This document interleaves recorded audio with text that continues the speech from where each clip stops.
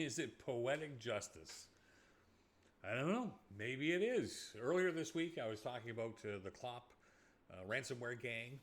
CTV News, Atlantic was kind enough to have me on to talk about it. Can you believe hackers when they say they're going to delete data? So, in case you didn't see that video, just a quick summary. This hacking group compromised a piece of software called Move IT.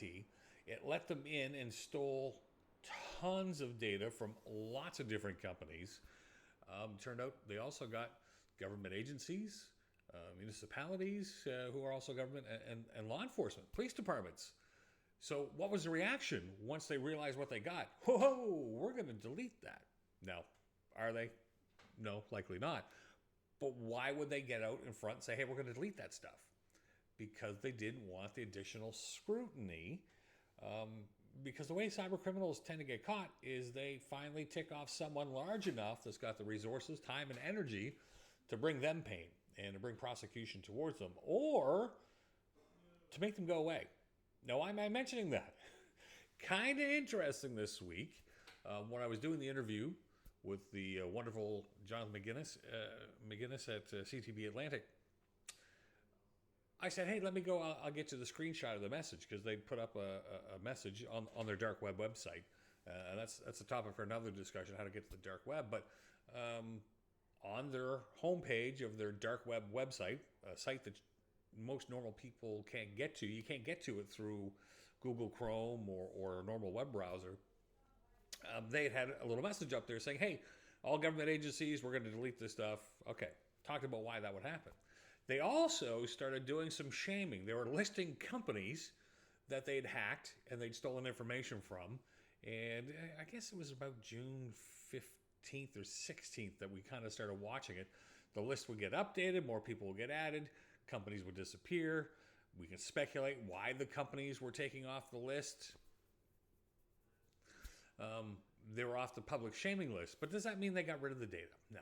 Probably not. They're going to turn around and try to monetize that as much as they can. Okay. So I try to go to the website. And it says, hey, you're in queue. You're waiting. They had put in protections. So keep in mind, this is a hacking group. The bad guys had to put in protections to slow down or try to limit the amount of people that were visiting the traffic to their illicit website. Why?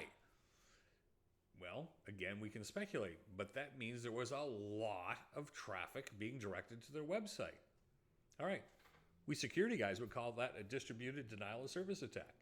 Somebody was targeting them and sending them so much traffic to the website, it was taking their website down. People couldn't get to it.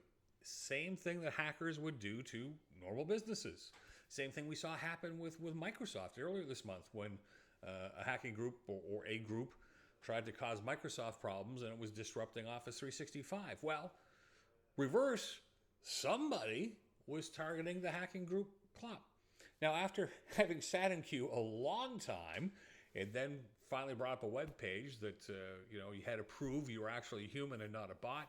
It had a very difficult to make out black lettering with some white in the background and more black stuff. And I tried it 3 times. I didn't get the letters right.